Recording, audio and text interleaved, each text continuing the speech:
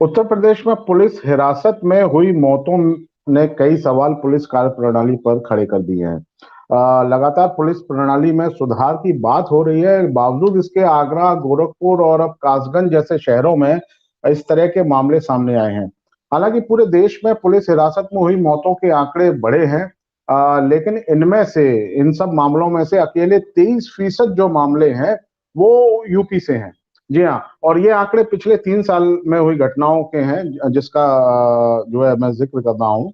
आखिर पुलिस पर बार बार लग रहे इन आरोपों का हल क्यों नहीं निकल रहा? पासिंग आउट परेड में जो प्रतिज्ञा दिलाई जाती है कि सबकी रक्षा करने की, बावजूद इसके इस तरह की घटनाएं सिस्टम को कटघरे में खड़ा कर रही हैं। इसी पे आज हमारी चर्चा है। तो आज नमस्कार, मैं हूं कमलदीप और आज की हमारी चर्चा में हमारे खास मेहमान जुड़ चुके हैं। सबसे पहले आपका इनसे परिचय करा दें। वजीर अहमद साहब, पूर्व डीआईजी उत्तर प्रदेश पुलिस। बहुत बहुत स्वागत है आपका वजीर अहमद साहब। नरेश पारस, ह्यूमन राइट एक्टिविस्ट हैं ये। और जयवर्धन त्रिपाठी जी, भाजपा विधि प्रकोष्ठ के महानगर अध्यक्ष। आमिर चौधरी साहब हमारे साथ जुड़ चुके हैं, समाजवादी पार्टी पूर्व प्रदेश सचिव।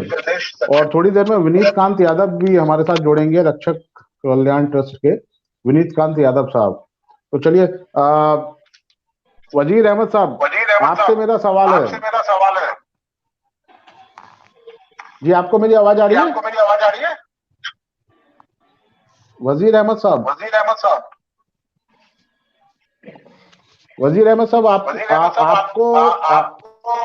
आपको मेरी आवाज आ रही है?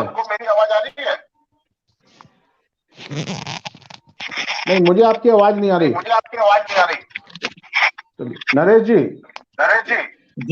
जी मुझे आ रही है आपकी। जी वजीर साहब, मेरी आवाज आ रही है आपको? जी, लगता है वजीर साहब की आवाज हम तक नहीं पहुंच रही है। जब तक हम नरेश पारस जी, मेरी आवाज आपको नहीं आ रही है? जी वजीर साहब।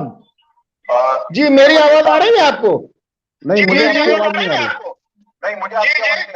हाँ, नहीं, मुझे आ रही है सबकी आवाज। अच्छा, चलिए, ठीक है। मेरा प्रश्न आपसे है कि इस तरह की जो घटनाएं लगातार इनमें इजाफा हो रहा है, आखिर कमी कहां पर देखते हैं आप डीआईजी साहब?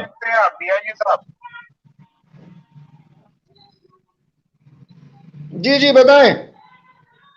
जी, इस तरह की घटनाओं में लगातार इजाफा हो रहा है, पुलिस प्रणाली पर लगातार सवाल उठ रहे हैं, तो आखिर कमी कहाँ है? आप तो पूर्व डीआईजी रहे हैं, आपने बहुत बारीकी से इसको देखा है, तो कहाँ कमी है? किस तरह की कमियां मानते हैं आप जो इस तरह की घटनाएं हो रही हैं लगातार पुलिस में? देखिए, कमी तो दो जगह है जी। कमी दो जगह है। ऐसा है, मैं जब सीबीसीआईडी में था और मैंने इसमें कस्टडी डेथ की इन्वेस्टिगेशन की थी और इसमें कई लोग पकड़ के पुलिस ऑफिसर जेल भी भेजा था।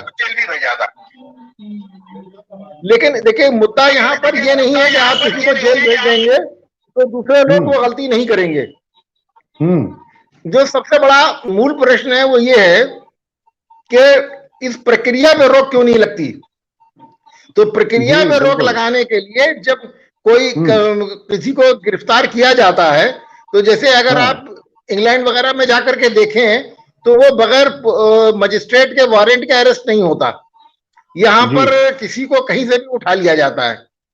तो प्रक्रिया में ही दोष है। जब प्रक्रिया में दोष होता है तो मान लीजिए मैं अरेस्ट करके लाया और मेरी दुश्मनी में किसी दूसरे ने उसको मार डाला, ऐसा भी होता है पुलिस में। पुलिस में भी तमाम दुश्मनियां आपस में निभाते हैं लोग। जी। और नहीं, तो इसको रोकने के लिए प्रभावी कदम आप क्या मानते हैं? किस तरह से ये? जी, तो एक्चुअली दोष तो प्रक्रिया में है। जब अरेस्ट को करके लाए तो पहले जो है, अगर इसको रखना है उन्हें, खाली पूछताछ की बात अलग है। अगर उसको अरेस्ट करके लाना है तो मजिस्ट्रेट को इन्फॉर्म फौरन कर देना चाहिए और उसका मेडिकल चेकअप कराना चाहिए। बिफोर हवालात में डालने से पहले उसका मेडिकल चेकअप और मजिस्ट्रेट को की अनुमति आवश्यक है।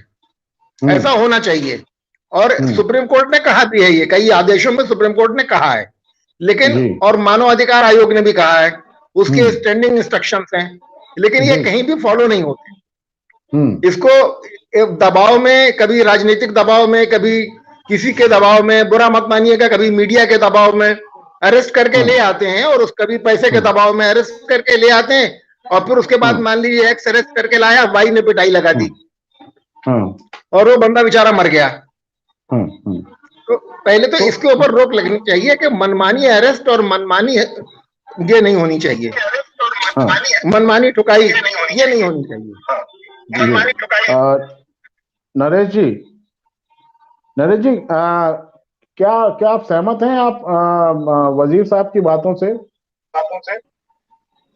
जिस तरह की घटनाएं हो रही हैं, आप तो ह्यूमन राइट एक्टिविस्ट हैं। जिस तरह से पुलिस साहब ने बताया कि पुलिस जो अपराधियों को पकड़ के लाती है, जिनके नाम पर कहा जाता है कि ये आरोपी हैं उन्होंने, तो पुलिस की जो धरपकड़ की जो स्थिति होती है वो काफी रवैया जो होता है बड़ा खराब रहता है। कभी भी कहीं से भी पकड़ लिया उसे, कहीं पकड़ा, कहीं दिखाया, कहीं मारपीट की उसे ले जाके। तो ये जो प्रक्रिया है, पूरी की प्रक्रिया में पूरा झोल है। जो मानवाधिकार के जो कानून है, जिनका हवाला दिया जाता है, हर थाने में मानवाधिकार संरक्षण के बोर्ड लगे हुए हैं, उन बोर्डों पे कभी अमल नहीं किया गया। अक्सर करके उन बोर्डों को ऐसी जगह पर रख दिया जाता है जहाँ पर कबाड़ रखा रहता है। तो ये जो गिरफ्तारी की जो प्रक्रिया है, उसमें ये पूरा झोल है। नियम तो ये है कि अगर जो भी कोई गिरफ्तार करने के लिए जाएगा पुलिसकर्मी, उसकी वर्दी पर बाकायदा नेम प्लेट होगी, उस पर पूरा नाम लिखा होगा, वो फिर अरेस्ट वारंट दिखाएगा, वो जो परिवार के लोग हैं उनको जानकारी देगा। जहां भी उसको ले जाएगा पूछताछ करने के लिए भी अगर ले जाएंगे तो उसकी जानकारी परिवार को देनी होगी। लेकिन पुलिस का जो रवैया है वो इसका बिल्कुल विपरीत है। जिसको आरोपी को पकड़ते हैं, कहीं से पकड़ते हैं, कहीं दिखाते हैं, कहीं जाके उसको टॉर्चर करते हैं। तो अक्सर करके ये देखने में आता है कि थानों में जो उनको प्रताड़ना जो दी जाती है, ऐसा नहीं है कि उसमें जो मार रहा है वही दोषी है। उसके अलावा पूरा थाना, जो थाने में जितने भी लोग होते हैं वहां पर तैनात हैं, वो सारे के सारे लोग उस व्यक्ति की चीखों को सुनते हैं। तो ये कहीं ना कहीं बिल्कुल सही कह रहे हैं कि जो प्रक्रिया में दोष है उसको बदलना होगा। अच्छा नरेश भाई, क्या जो मानव अधिकार आयोग है उस पर और ज्यादा बल देने की जरूरत है आपको लगता है? क्योंकि मानव अधिकार आयोग का कहीं कोई उस तरह से रोल दिखता नहीं है, या आप कह सकते हैं कि पुलिस नहीं मानती है, क्या लगता है आपको? देखिए, जितना भी अगर हम राष्ट्रीय मानवाधिकार आयोग की अगर हम बात करें तो वहां अधिकांश मामलों में ज्यादातर नोटिस खेला जाता है। जो पीड़ित पक्ष है वो भेजता है अपनी शिकायत, तो वहां केस को रजिस्टर्ड कर लिया जाता है। तो बहुत कम मामलों में ये देखने को मिलता है कि जिसमें कार्रवाइयां हुई हैं, लेकिन बहुत सारे हजारों की संख्या में रोज शिकायतें वहां पर जाती हैं। तो मानवाधिकार आयोग को भी अपनी जो कार्य प्रणाली है उसको भी बदलने की आवश्यकता है, उस पर त्वरित कार्रवाई होनी चाहिए। बहुत से मामलों में उन्होंने आदेश, क्योंकि उनके पास में कोई अथॉरिटी नहीं है कि वो किसी पे पेनल्टी लगा सके, वो कहते सरकारों को ही है, वो अपना संतुष्टि सरकार को देते हैं कि इसके खिलाफ कार्रवाई करिए, या नोटिस से वो रिपोर्ट मंगवाते हैं। मानवाधिकार आयोग के पास में ऐसी कोई स्वतः ताकत नहीं है। आपके नोटिस पे कितनी कार्रवाई होती है? क्या आप उस कार्रवाई से संतुष्ट हैं? आयोग संतुष्ट रहता है मानव अधिकार आयोग? मैं अपने उनके केसों की अगर मैं बात करूं तो अधिकांश केसों में यही होता है, नोटिस का जवाब मेरे पास में आ जाता है कि हमने फला अथॉरिटी को नोटिस दे दिया। अब नोटिस के बाद में हुआ क्या नहीं हुआ, क्या उन्होंने जवाब भेजा, उसकी हमें जानकारी नहीं दी थी। बहुत सारा का सारा केस डिस्पोज होता है, तब उसके बाद में बताया जाता है कि ये मामला डिस्पोज हो गया है। तो बहुत से मामलों में ऐसा हुआ है जिसमें पीड़ित को न्याय नहीं मिल पाया है। तो कहीं ना कहीं ये बड़ी जिम्मेदारी आप मानते हैं, क्योंकि एनएचआरसी सीधा कहता है कि साहब हम तो केवल नोटिस भेज सकते हैं, हम जवाब तलब कर सकते हैं, तो वहीं तक वो सीमित है। एनएचआरसी को भी पावर मिलनी चाहिए, उसमें भी वो उनको सीधे तौर पर जुर्माना लगाने की जो इस तरह की कार्रवाई है वो उनके हाथ में होनी चाहिए। नहीं तो सरकारों की आप जिम्मेदारी कितनी मानते हैं? जी थोड़ा सा रिपीट करिए। सरकारों की जिम्मेदारी कितना मानते हैं आप? देखिए, जहां तक मेरा मानना है कि जब एनएचआरसी जब रिपोर्ट भेजता है, मान लीजिए पुलिस से संबंधित कोई मामला है और पुलिस की शिकायत गई है वहां पर, तो एनएचआरसी वहां के सूबे को जो मुखिया को रिपोर्ट मांगेगी, वहां से जिला स्तर से रिपोर्ट मांगी जाएगी और उसकी जांच करने वाले भी वही अधिकारी होंगे। तो वो जाहिर सी बात है, वो कहीं ना कहीं जो रिपोर्ट होगी, तो जो जांच रिपोर्ट होगी वो उन्हीं के पक्ष में होगी। तो वो रिपोर्ट जो जांच रिपोर्ट मंगाई जाती है, वो कहीं ना कहीं संदेह के घेरे में होती है, जो एनएचआरसी को जाती है और फिर एनएचआरसी उसी रिपोर्ट पर कार्रवाई करता है। मतलब सरकारों को भी ठोस कदम लेना पड़ेगा। हाँ, सरकारों को ठोस कदम लेना पड़ेगा। जो एनएचआरसी जो नोटिस जारी कर रहा है, जो गाइडलाइन जारी कर रहा है, उसका बखूबी इनको पालन करना होगा, तभी ये पुलिस हिरासत में मौतों का सिलसिला थम पाएगा। चलिए, जयवर्धन जी, क्या मानते हैं आप? नरेश जी की बातों से कितना सहमत हैं? सरकार पर अक्सर सवाल उठते रहे हैं और आपकी सरकार ये दावा करती है कि कानून व्यवस्था एकदम चौकस है और पुलिस सही काम कर रही है, लेकिन लगातार हुई घटनाओं से काफी सवाल खड़े हो रहे हैं आप पर। नहीं, जैसे घटनाओं पे जो सवाल खड़े हो रहे हैं, मुझे लगता है कार्यक्रम की शुरुआत में पूर्व डीआईजी साहब ने हम सब लोगों को बताया कि ये जैसे पुलिस का चौकी के अंदर, पुलिस थाना या चौकी के अंदर सबके अपने अंदरूनी मामले होते हैं। इसमें शासन सत्ता का कहीं कोई उस तरह रोल नहीं होता। शासन सत्ता का जो रोल है, हम लोग बेसिक चीज समझ जो पाते हैं कि कोई भी घटना होती है तो उसको हम कितनी जल्दी शार्ट आउट कर सकते हैं, या जिनके द्वारा वो कृत्य किया गया उनको हम मतलब हिरासत में ले सकते हैं, पकड़ सकते हैं, जनता को सुरक्षा प्रदान कर सकते हैं। उसमें शासन की जो भूमिका है, चाहे वो कासगंज का मामला हो चाहे और कोई मामला हो, उसमें कहीं आप देरी नहीं देख सकते। अभी फिलहाल जो भाजपा की सरकार है, अगर कोई अपराधी किसी भी तरह का कृत्य करता है तो जल्द से जल्द वो अपराधी पुलिस की गिरफ्त में रहता है। रही बात थाने के अंदर, तो डीआईजी साहब ने अपना खुद, चूंकि उनके पास जो लोग, मुझे लगता है हम जो लोग बैठे हैं डिबेट में, वो पुलिस प्रशासन का अनुभव हम में से किसी के पास नहीं है। उन्होंने जो बताया कि आपसी रंजिश पुलिस विभाग में होती है आपस में, कि कोई पकड़ के ले आए लेकिन दूसरा चौकी जो थानाध्यक्ष है उसके सबॉर्डिनेट है। ये तो आप मानते हैं ना? जी, सरकार की भी जवाबदेही तो बनती है ना, क्योंकि सरकार की जवाबदेही बनती, जैसे किसी घटना को होने में सरकार नहीं रोक पाती, लेकिन घटना अगर होती है तो उसको करने वाला तुरंत जल्द से जल्द हिरासत में हो, ये सरकार की जिम्मेदारी बनती है। और उसमें आप इस घटना के पीछे भी देखें, एक इंस्पेक्टर, एक दरोगा, हेड मुहर्रिर, 2 सिपाही, 5 लोगों को तुरंत के तुरंत निलंबित किया गया है, तुरंत कार्रवाई की गई। इसमें ये नहीं कि किसी पार्टी को धरना प्रदर्शन करना पड़े या कुछ और करना पड़े, स्वतः संज्ञान लेके सरकार ने इस पे काम किया है। जी, आमिर चौधरी, क्या सहमत है आप त्रिपाठी जी की बातों से, जयवर्धन जी की बातों से? मैं त्रिपाठी जी की बातों से कार्रवाई कर रही है। मैं त्रिपाठी जी की किसी भी बात से सहमत नहीं हूँ। उन्होंने बहुत आसानी से कह दिया कि वो सरकार जो है तुरंत कार्रवाई करती है। अरे ऐसी कार्रवाई कितनी घटनाओं पे आप संज्ञान लेंगे कि आप घटना पे घटना होती जा रही है और उसका ये कि उन्हें निलंबित कर दिया जाता है, उसका बस इनका यही न्याय है। अल्ताफ कासगंज के उस केस में उस बच्चे को जो है खाना खाते हुए उठा के लेके आए कि जांच करेंगे, और 2.5 फीट की ऊंचाई, 2 फीट की ऊंचाई पे ये जांच का बहुत बड़ा विषय है और हम इसकी मांग भी करेंगे और आने वाले वक्त में हम इस मुद्दे को बहुत ऊपर तक ले जाएंगे जब तक कि उस बच्चे को न्याय नहीं मिलेगा। 2.5 फीट की ऊंचाई, 2 फीट की ऊंचाई पे आत्महत्या मुमकिन नहीं है, वो भी कोट और बनियान से लेके। जो चौकी पुलिस थाने पे सभी लोग थे उनको निलंबित किया गया है, लेकिन उसके अलावा जांच का आदेश दे दिया जा चुका है। एक मिनट, आपके बीच में नहीं बोला था त्रिपाठी जी। जी तो जांच का विषय तो बनता ही है, आपके पास आता हूं। लेकिन उत्तर प्रदेश की सरकार जो है आज फेल है। कभी किसानों के ऊपर अत्याचार होता है, उन्हें रौंद दिया जाता है, मंत्री आज भी बने हुए हैं।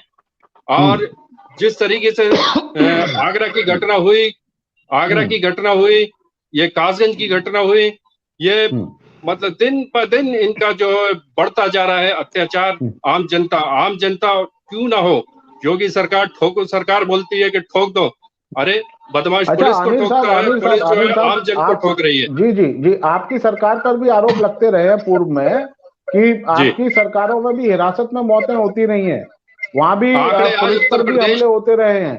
तो आप जो है आपकी सरकार में भी कोई बहुत अच्छा वर्कआउट नहीं दिखता है, जैसा लोग आरोप लगाते हैं।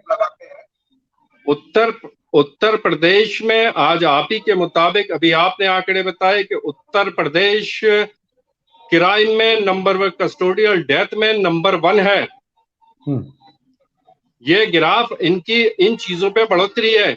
जहां जनता को एक अच्छी सरकार चाहिए थी, जो झूठे वादे करके आए थे, उन्हें सरकार एक भयमुक्त एक सरकार चाहिए थी, सबका साथ सबका विश्वास इन्हें जीतना था। आज विश्वास जीतने के बजाय जनता आज डरी हुई है। उन्हें ये नहीं पता चलता कि आज पुलिस ठोकेगी कि कल बदमाश ठोकेगा। सिर्फ इनकी बातें, वजीर अहमद साहब, जनता में वजीर अहमद साहब जी, मैं आपके पास आता हूँ। आमिर साहब आपके पास भी आ रहा हूँ। वजीर अहमद साहब, क्या वजीर साहब, क्या किसी तरह के प्रेशर में पुलिस काम करती है क्या? ऐसा बहुत प्रेशर में काम करती है। जी हाँ। अच्छा, देखिए सबसे ज्यादा तो पॉलिटिकल प्रेशर होता है जी, है ना। दूसरा कभी कभी और जुडिशियल प्रेशर्स भी होते हैं, पत्रकारों का प्रेशर होता है, मीडिया का प्रेशर होता है, वहां के इलाके के बड़े लोगों का प्रेशर होता है। पुलिस प्रेशर में बहुत काम करती है। नहीं तो ये सारे प्रेशर जो आप बता रहे हैं, तमाम जो आप बता रहे हैं, तो ये सारे प्रेशर क्या गलत चीज को उकसाने के लिए होते हैं क्या? क्या कहा आपने? ये सारे प्रेशर क्या जो है आपको अपनी जिम्मेदारी से आप क्यों हटते हैं फिर इन सब प्रेशर से? पुलिस क्यों? देखिए जिम्मेदारी की बात नहीं है कि नहीं, देखिए जिम्मेदारी की बात नहीं, कौन कितना बहादुर है, कितना प्रेशर झेल सकता है, ये मैन टू मैन डिफर करता है। बहुत लोग बिल्कुल नहीं प्रेशर झेलते, तो फिर वो साइड ब्रांचेस में पड़े रहते हैं। जिनको जिले में जाना होता है, पैसे कमाना होता है, वो प्रेशर झेलते हैं। अच्छा जी। अच्छा, क्या आप मानते हैं कि पुलिस को जो है न्यायपालिका की तरह स्वतंत्र रूप से काम करने की जरूरत है, ऐसा मानते हैं आप? बिल्कुल 100%। पुलिस जिस दिन न्यायपालिका की तरह स्वतंत्र नहीं, न्यायपालिका के अधीन हो जाएगी, अच्छा, पॉलिटिकल प्रेशर उसके ऊपर से खत्म हो जाएगा, उस दिन आपकी पुलिस आइडियल पुलिस बन जाएगी। जी। पुलिस के साथ सबसे बड़ा दुर्भाग्य ये है कि उसकी हैसियत घरेलू नौकर की है, और वो सबके प्रेशर झेलती है। सबसे बड़ा दुर्भाग्य कि पुलिस के साथ क्या हिंदुस्तान की पुलिस के साथ है। आप केरल वगैरह में जाइए, केरल में और साउथ सदर्न स्टेट्स में, तो वहां पर इतना प्रेशर नहीं है। अब आप देखिए, लेकिन आंकड़े तो तमिलनाडु के भी बताते हैं, वहां भी इस तरह की कई सारी घटनाएं हुई हैं। ऐसा नहीं है कि कोई भी स्टेट इससे अछूता रहा हो। ज्यादातर पूरे देश का ही आंकड़ा लगभग ऐसा है कि ज्यादातर घटनाएं होती हैं पुलिस हिरासत में। तमिलनाडु के बात की पुलिस हिरासत की नहीं है। अगर अरेस्ट भी करना है, तो अगर आपने पुलिस को टारगेट दे दिया कि 12 घंटे में अरेस्ट करिए, 12 घंटे में पुलिस अरेस्ट नहीं कर पाई, तो वो कभी कभी इनोसेंट, ज्यादातर इनोसेंट को पकड़ लाती है, क्योंकि सही इन्वेस्टिगेशन करने में टाइम लगता है। और अगर आपने कहा कि 12 घंटे में अरेस्ट करके लाओ, नहीं तो हम तुम्हें सस्पेंड कर देंगे, तो बेचारा कहां से अरेस्ट करके लाएगा? वो किसी इनोसेंट को अरेस्ट कर लाता है, है ना। वो केस फर्जी खोल देता है नौकरी बचाने के लिए। तो ये जो वर्किंग है पुलिस की, ये जो टोटल प्रेशर में काम करना पड़ता है, वही गलत है। जी नरेश भाई, पुलिस की वर्किंग जो है उस पर डीआईजी साहब सवाल उठा रहे हैं, पुलिस की वर्किंग पे कि ये गलत है, ये किस तरीके से सुधारी जा सकती है? मैं पुलिस की वर्किंग पर सवाल नहीं उठा रहा हूँ, पुलिस के बेसिस पर नहीं उठा रहा हूँ, जो पुलिस प्रेशर में काम करती है उसके ऊपर सवाल उठा रहा हूँ। उस पर सवाल उठा रहे हैं, ठीक है। नरेश भाई, इनकी सवाल का जवाब दीजिए। हाँ, इसका जैसे डीआईजी साहब ने बताया कि पुलिस प्रेशर में काम करती है, पॉलिटिकल प्रेशर में काम करती है, मीडिया के प्रेशर में काम करती है। तो कहीं ना कहीं अगर पुलिस प्रेशर में काम कर रही है, तो इसमें नुकसान तो लोगों का हो रहा है, चाहे बिल्कुल नुकसान लोगों का हो रहा है जी। जबकि चाहे पॉलिटिकल पार्टियां हो, चाहे वो मीडिया हो, चाहे कोई और लोग हो, वो सारे के सारे जो लोग हैं जो जनतंत्र की रक्षा के लिए ही हैं, और उनसे अपेक्षा की जाती है, लोगों को न्याय मिलना चाहिए। अगर चाहे कि प्रेशर किसी का भी रहा हो, तो लेकिन सीधा तौर पर नुकसान लोगों का है। तो ये जो प्रक्रिया है पूरी बदलनी चाहिए, और इसमें सुधार की आवश्यकता है कि जिस तरह से पुलिस प्रेशर में काम न करे उसको। यहाँ दूसरी चीज और मैं ये भी कहना चाहता हूँ कि जिस तरह से इन्होंने कहा कि पुलिस प्रेशर में काम करती है, कई मामलों में मैंने ऐसा देखा है, मेरा निजी अनुभव रहा है उनमें, कि उन पर प्रेशर नहीं था, और लेकिन गलत तरह से उन्होंने पकड़ लिया। मैं छोटी सी एक घटना बताना चाहूंगा कि एक व्यक्ति को सर्दियों में जब वो खेत पर शौच करने के लिए गया तो उसे महसूस हुआ कि कुछ बदमाश आ गए हैं, तो उन्होंने सीधे पुलिस को सूचना दे दी। पुलिस पहुंची वहां मौके पर, तो पुलिस को वो बदमाश मिले नहीं। तो ऐसे में फिर उन्होंने, पुलिस वालों ने उस व्यक्ति को पकड़ा और पकड़ के थाने ले गए। थाने में उसके साथ में मारपीट की गई, उसको यातनाएं दी गई। यातनाएं इतनी दी गई कि उसको रात में करंट दिया गया और सुबह उसका मुंह काला करके, कपड़े नंगा करके उसको पूरे थाने में घुमाया। तो मुझे तो नहीं लगता कि इसमें कोई प्रेशर था उनका। तो कहीं ना कहीं इस तरह की चीजें भी हैं, जैसा नहीं है कि सारी चीजें प्रेशर में ही उसके ह्यूमन राइट्स का वायलेशन होता है। ये हर तरह से होता है, इसमें सुधार की आवश्यकता है।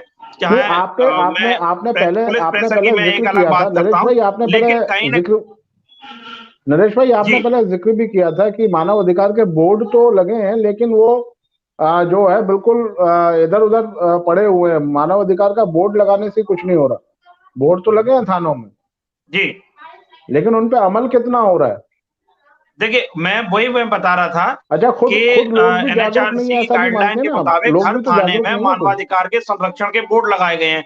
उसमें स्पष्ट लिखा गया है कि अगर कोई आपसे गिरफ्तार करने जाता है तो कैसा व्यवहार करता है, और उसको आप FIR दर्ज कराने जा रहे हैं तो कैसा होना चाहिए। तो बहुत सारे के सारे मानवाधिकार के कानून उस बोर्ड पे लगे गए हैं, लेकिन वो बोर्ड उनको कबाड़े में फेंक दिया गया है। उस बोर्ड को पब्लिक तक ले जाने नहीं देते हैं। अगर सीधे तौर पे अगर कुछ काम करना है इसमें, तो जो बोर्ड जो लगे गए हैं उन बोर्डों को ये सार्वजनिक स्थानों पर रखें, थाने के कबाड़ खानों से निकाल कर ये पब्लिक प्लेस पर लगाएं, उनको पब्लिक अवेयरनेस का काम करें। वो अवेयरनेस का इसमें काम नहीं होता है। अगर हम इनकी आंकड़ों की अगर हम बात करें तो अभी अगस्त में ही केंद्रीय गृह राज्य मंत्री नित्यानंद राय जी ने लोकसभा में अपने एक जवाब दाखिल किया था। उसमें बताया गया था कि पूरे देश भर में 3 साल के अंदर 348 लोगों की पुलिस हिरासत में मौतें हुई हैं। तो ये आंकड़ा जो था 3 साल का, लगभग 100 से अधिक लोगों की मौत हर साल इसमें हो जाती है। तो ये कहीं ना कहीं एक बड़ा आंकड़ा है। और यही नहीं, जो इनकी जो उत्पीड़न का मामला केवल पुलिस तक ही सीमित नहीं रहता है। ये जब से वो पुलिस कस्टडी में जाता है और तब वो जेल में भी जाता है, तो बहुत से लोगों की न्यायिक हिरासत में भी मौतें हुई हैं।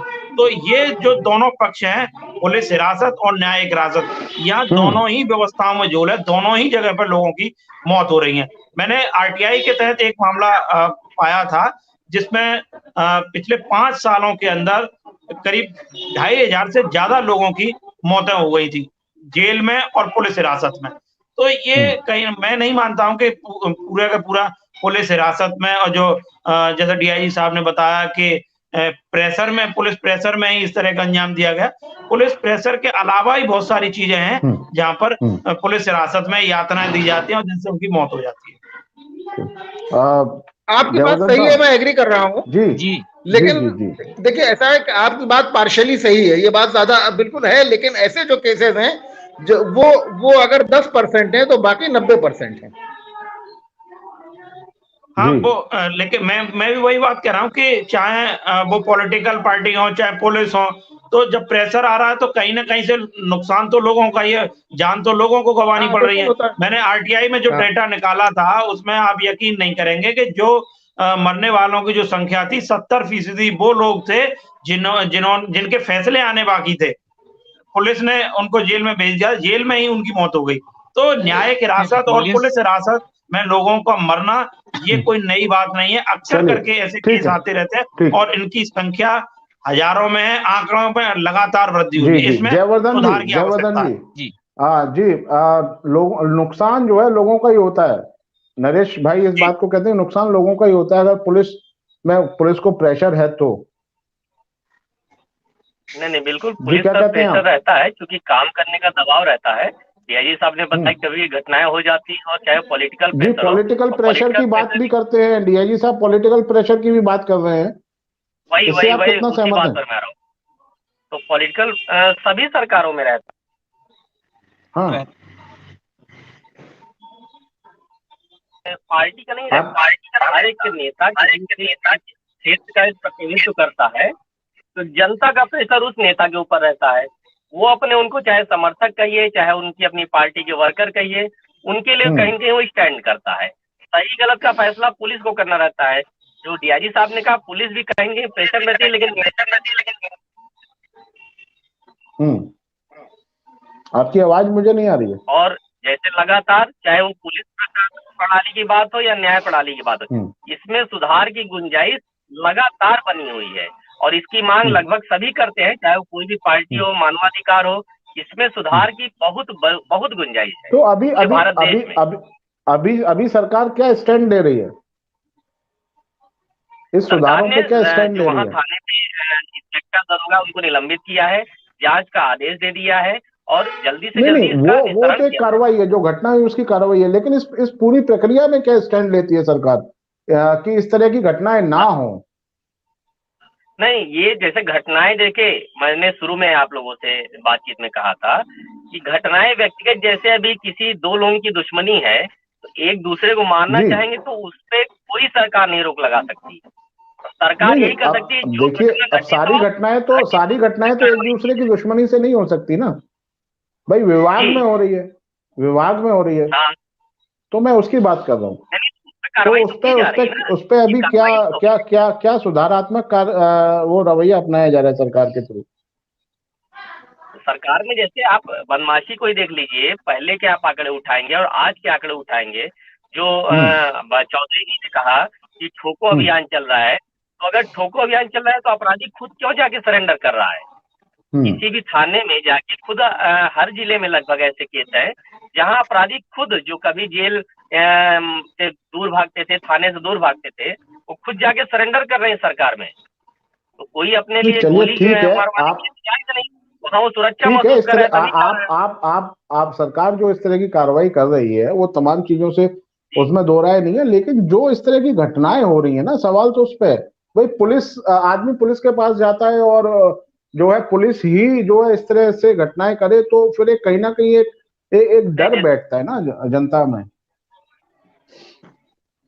मुझे आपकी आवाज नहीं आ रही। सबसे आप देख रहे होंगे कहीं भी संगठित अपराध नहीं हो रहे हैं।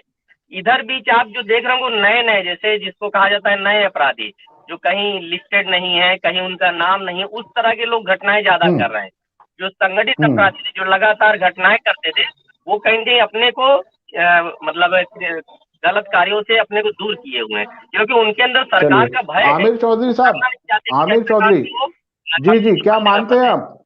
आमिर चौधरी जी, अभी जयवर्धन जी बोल रहे हैं कि अब संगठित अपराध नहीं हो रहे हैं और काफी कमी आई है।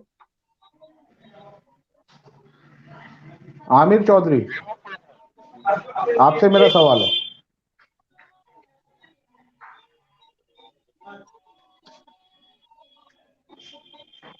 आमिर चौधरी, मुझे सुन पा रहे हैं आप? आवाज नहीं आ रही है। कमल जी, मेरी आवाज आ रही है?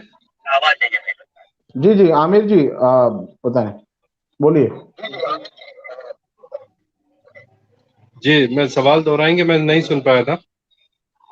जी, जयवर्धन जी बोल रहे हैं कि पुलिस जो सरकार है वो अच्छा काम कर रही है और लगातार अपराध में कमी भी आई है, और ये जो सारी घटनाएं होती हैं ये आपसी रंजिश के कारण हो जाती हैं, इस तरह से ये बोल रहे हैं जयवर्धन जी। पुलिस, ये जयवर्धन जी त्रिपाठी जी का मैं सम्मान करता हूँ, ये मेरे भाई हैं, लेकिन जिस तरीके से बता रहे हैं कि अपराध कम हुआ है, कहाँ अपराध हुआ है, किस चीज में? हर चीज में गिराफ बढ़ा हुआ है भाई। पुलिस पे जनता का भरोसा होता है, उसी में आप 2 महीने में आप देख लिए, जैसे कि अभी मानव अधिकार हमारे नरेश भाई ने अभी कहा कि आंकड़े 1318 के आसपास है पूरे 3 साल के, उसमें यूपी जो है 22 कस्टोडियन डेथ हुई है पुलिस की कस्टडी में। आंकड़े, पुलिस का क्या काम है? जनता को भय मुक्त अपना देना। और पुलिस जो है खुद एक वर्दी पहनने के बाद एक गुंडागर्दी पे उतर आई है। और देखिए, इसके लिए हमारे राष्ट्रीय अध्यक्ष अखिलेश यादव जी ने अभी आज कासगंज में 6 लोगों की एक संगठन भेजा है। 6 लोगों का उसकी पूरी जांच करने के बाद हम लोग कुछ ना कुछ इस पे आंदोलन करेंगे। जिस तरीके से एक हमारे गरीब बच्चे को जो है इस तरीके से हमारे साथ में शिववीर सिंह जी जुड़ चुके हैं रक्षक कल्याण ट्रस्ट से। मैं बहुत संक्षेप में आपसे जवाब चाहूंगा शिववीर जी कि पुलिस प्रताड़ना की इन घटनाओं को आप किस रूप में देखते हैं? सबसे पहले तो मैं यूपी सिटी न्यूज चैनल का बहुत बहुत आभारी हूँ और मैं सभी जितने भी पैनलिस्ट में जितने लोग बैठे हैं सबको मैं प्रणाम करता हूँ। जिस तरीके से पुलिस कर्मचारियों के लिए हमारा समय हो रहा है सर। जी जी जी जी मतलब जो ये कासगंज की घटना है उस घटना पे जो भी जिन्होंने ये कृत किया उसकी मैं घोर निंदा करता हूँ। और कहीं ना कहीं पुलिस कर्मचारी 2-4 पुलिस कर्मचारियों की वजह से सारे पुलिस डिपार्टमेंट को आप बदनाम नहीं कर सकते हैं। हमारा ये है कि भाई पुलिस कर्मचारी अच्छाई को आप दिखाइए। अगर एक कोई बुराई होती है, बुराई को लोग सबसे ज्यादा दिखाते हैं टीवी चैनलों पे, लेकिन एक मतलब अगर उनके अच्छे कामों को आप जब दिखाएं बुरे काम को दिखा रहे अच्छे कामों को भी दिखाएं। मैं यही चाहता हूँ रक्षक कल्याण ट्रस्ट की तरफ से। ऐसा थोड़ी है। जी जी जी जी लगातार और रक्षक नहीं अब घटना है अब